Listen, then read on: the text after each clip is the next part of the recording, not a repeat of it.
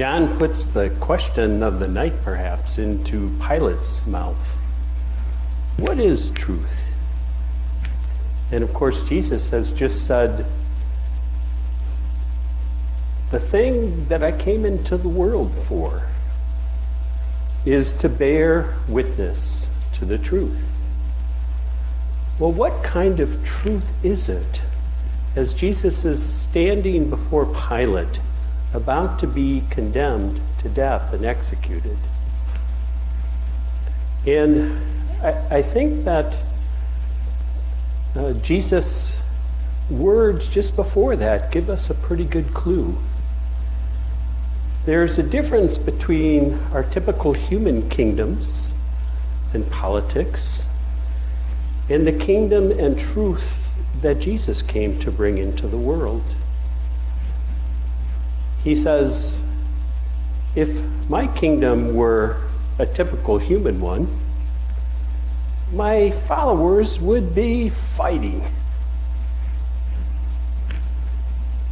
And instead, Jesus is about to submit to our violence without fighting back in any way.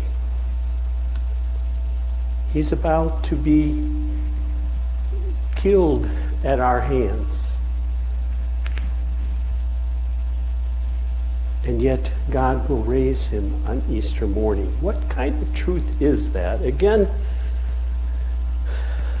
Jesus died for our sins, but I think it's this one sin that we most need saving from in a way. Just maybe a quick down-to-earth example. Let's say, heaven forbid, that I cheat in my marriage. Now, what kind of punishment do I deserve for that? Certainly, even though it's a very serious sin, there aren't many human cultures anymore that give the death penalty for that kind of sin. Is that the kind of sin I need saving from? As I have mentioned before, and you might have noticed in the hymn we started with, in that second verse, it says we come with self-inflicted pains, our own kind of wounds, and certainly cheating in a marriage is that kind of thing. And of course I do bear some of those kinds of burdens myself too. Things I do to put a strain on relationships. And once in a while, things that threaten to break a relationship. A lot of our sins are in the category of self-inflicted pain. It leads to a dead-end way of living. And in that sense, carries its own punishment. And so, again, I think we see, especially in John's Gospel, but in the New Testament in general, God sending Jesus not to punish or to layer on the punishments that we already inflict on one another and ourselves, but to save us. And so what did we hear last night? Jesus giving us a new commandment that we love one another as he loved us. And as we follow that way of life, as we do our best to follow Jesus in that way, we are being saved from sins like cheating in a marriage. We're given gifts and tools and graces to maybe even heal those broken relationships that might happen in those cases. But here's the thing, that whether I ever do something as serious as cheat in my marriage or not cheat, either way, if Vladimir Putin leads us into a nuclear war, whole lot of us are going to die. Throughout human history, all the men who have gone to war, many of them have cheated in a marriage and suffered the consequences of those broken relationships. Many of the men who have gone to war have not. They've been near paragons of virtue and led very good lives, caring for family, for country, for one another. And yet, whether they did those things or not, they died just the same in that kind of bloody violence that we undertake.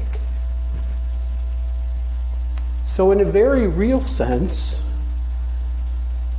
it appears to me that it takes the cross, it's necessary for the cross to save us from our sins, because the violence we do to one another is the most serious sin. And that's the one that's inflicted on Jesus, that he bears for us and dies for us. So that for me this weekend is about being saved in that very crucial way.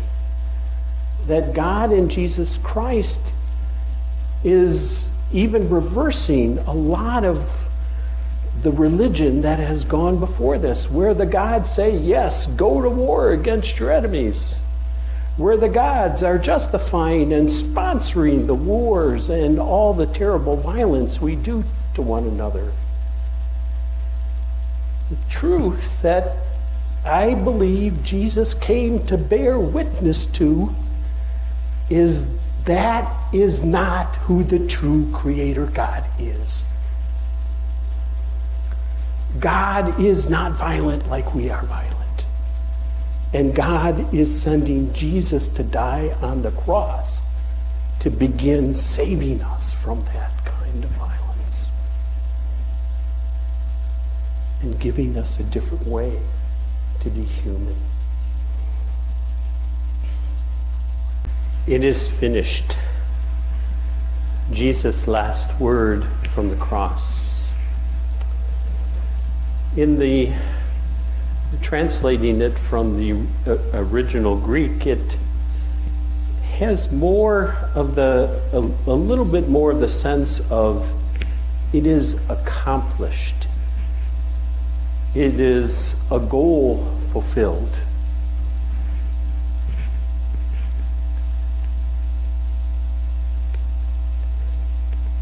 I'd like to offer just a brief meditation on that. What is accomplished? What is being fulfilled here?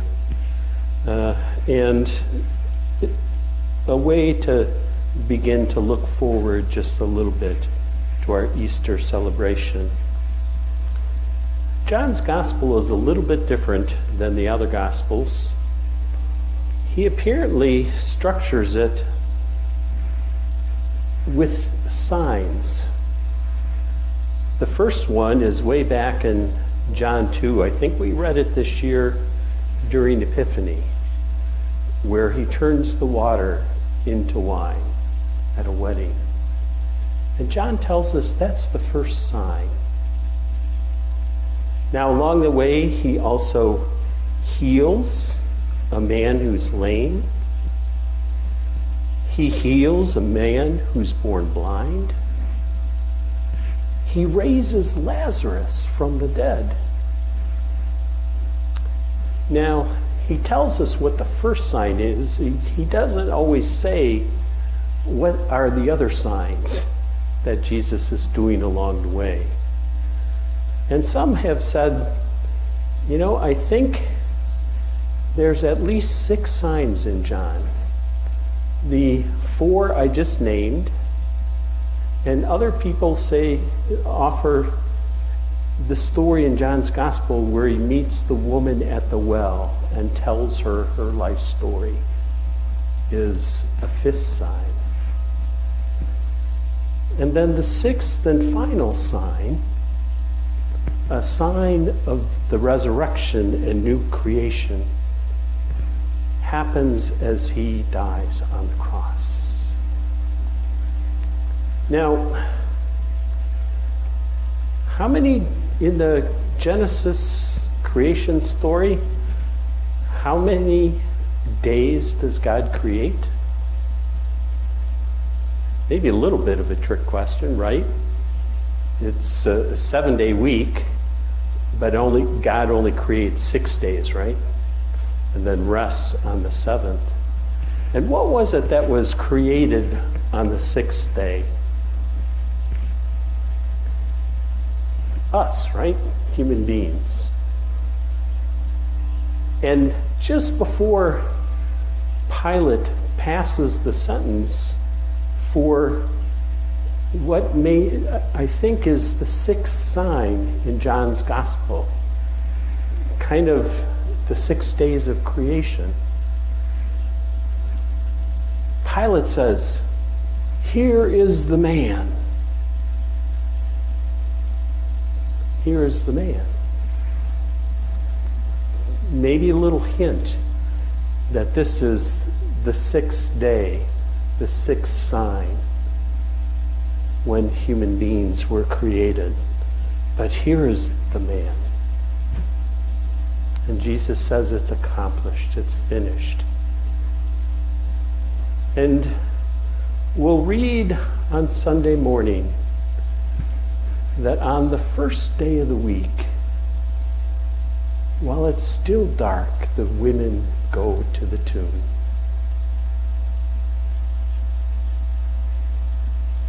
On the first day of a new week,